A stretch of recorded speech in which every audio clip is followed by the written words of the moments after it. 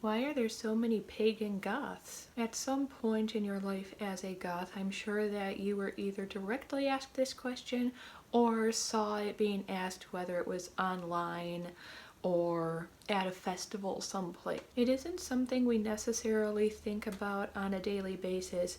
Sure, we've seen that new Goth fashion borrow some stylistic from witchy aesthetics, but for the most part we don't really think pagan religion, Goth person and put it together. You can be from any religious affiliation or no religious affiliation at all and still be a Goth person, because at its core we all know it's just a subculture based around a musical movement. However, there is a little bit more to it than that, and that's what I want to talk about today. Apart from the music, there's something about the Gothic subculture that attracted a lot of us to its flame. And a lot of that is the fact that, in a strange way, it represents freedom. It represents this will to be who you are regardless of how anyone else thinks about it. And that's something that you all know I preach a lot on this channel and feel very strongly about. I think that my dad's philosophy is a very good one when it comes to just everyday life. As long as you're not hurting someone else, who cares what you do? Do what makes you happy. Look whatever way makes you happy. Have whatever job makes you happy. If it's not fully negatively impacting someone else's life and well-being, who cares what that is? And Goth represents a lot of those things. I mean, think about the history of the Gothic subculture. Basically, Goth's mother was the punk movement. What was a punk movement all about? Partially anarchy, but also it was about breaking free of this confinement that society had made for itself. This confinement that made it so everyone had to basically be this cookie cutter version of each other and do very certain things and have very certain roles in life. And the younger generation just got tired of that. They said, this makes no sense. Why can't we be free? Why can't we just do whatever we want to do and be happy? Why do we have to do exactly what our grandparents did? That doesn't fit what we want anymore. And they basically took society back.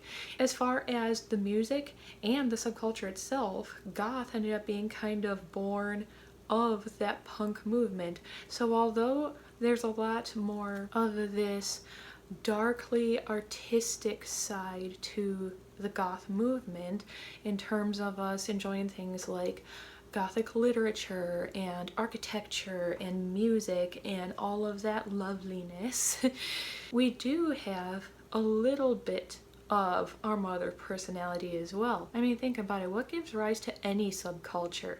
It's the need to feel like you can be yourself outside of the confines of normal society. It's you saying, I'm tired of just doing what other people say I'm supposed to do. I'd rather do what I want to do. It really is a beautiful freedom. And paganism has a lot of that same freedom.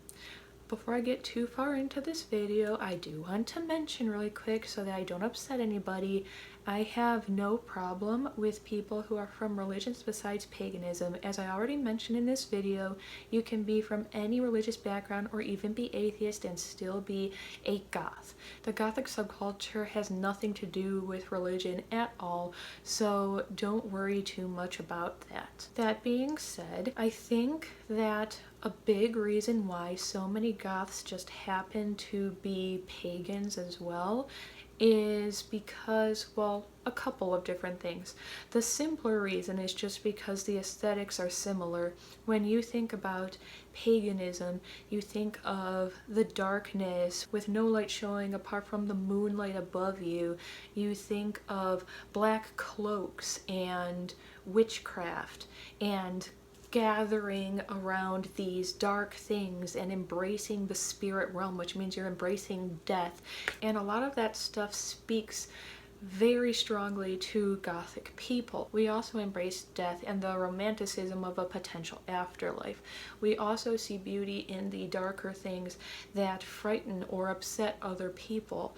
And that's one of those things that's just going to lure you towards a religion that thinks the same way about it. The more in-depth reason that a lot of Goths may be drawn to paganism is because of the way paganism operates.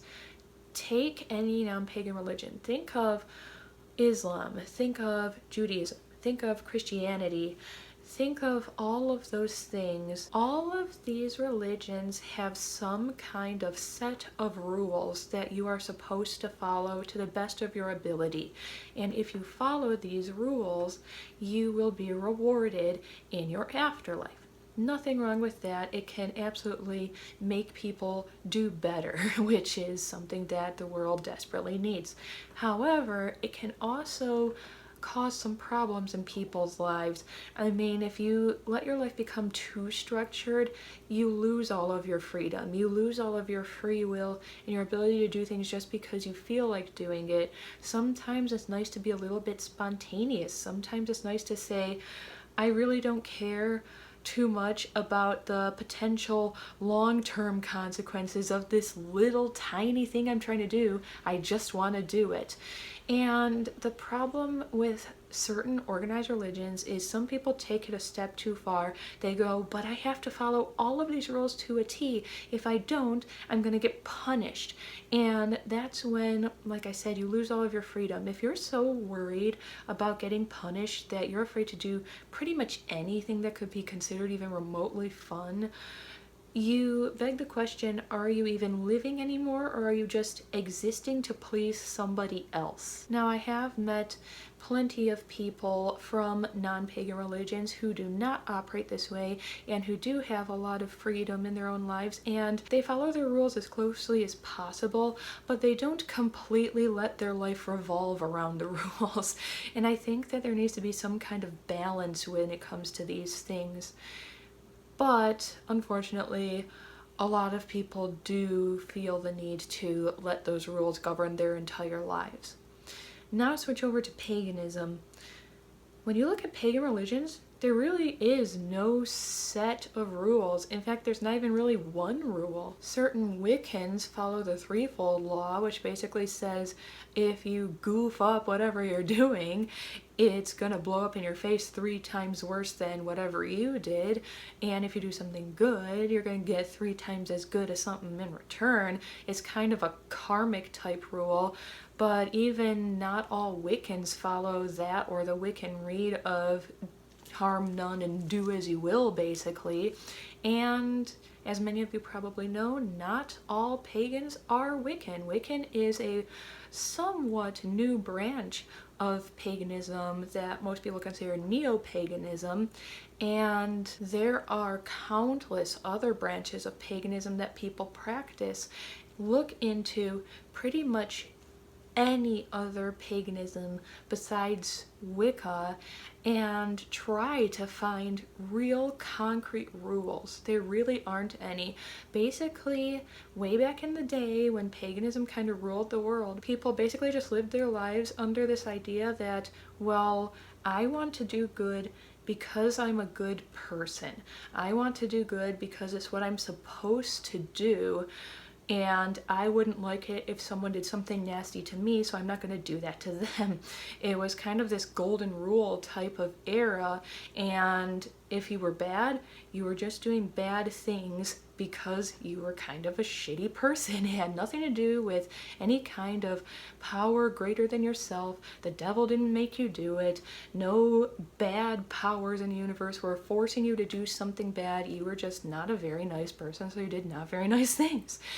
There was a lot of this accountability for your own actions, and there still is in paganism. I mean, if you really want to get to the bare bones of it, the closest thing I can think of to a rule throughout all of paganism is just take accountability for what you do and who you are as a person, and don't go around blaming other people and other powers for what you do, because it's on you. And since there's no set of rules to follow, and you're pretty much just guaranteed a spot in whatever afterlife you believe in, no matter what you do, you just end up in a different compartment of that afterlife.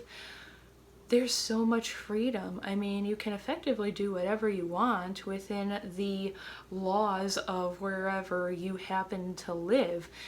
Again, just like my dad's philosophy, as long as you're not doing something that hurts someone else, you can just be you. That really has a strong link to the Gothic subculture. I mean, pagan, free, get to just celebrate wherever you want, get to look however you want, get to practice what your belief system is however you want, and have your own philosophy on life. Same thing goes with the Gothic subculture. So at the end of the day, I think that the answer to that question, why are there so many pagan Goths, is a lot simpler than most people are making it. I mean, all you have to do is really think about what these two things represent. Freedom. You want to be free to do whatever you feel like, and you want to be free to celebrate your life in whatever way you see fit. And both the Gothic subculture and paganism encompass these things really, really nicely. And I hope that answers the question if you're ever someone who happened to ask this one. And this was a pretty short video from me. I am going to be making some more goth and witchy content soon. I'm sorry to anyone who was getting bored of the disability stuff. As I've mentioned before on my channel, I just happen to talk about whatever's on my mind at the time. I don't make a specific what kind of video I'm going to upload type schedule. I just talk about whatever I feel like talking about at the time, and I upload it. But yeah, there's going to be a mix of stuff on my channel again, and I hope that you enjoyed this video and that it made sense. And as always, do something that makes you happy today, no matter what anyone else thinks about it, and I will see all of you again very, very soon.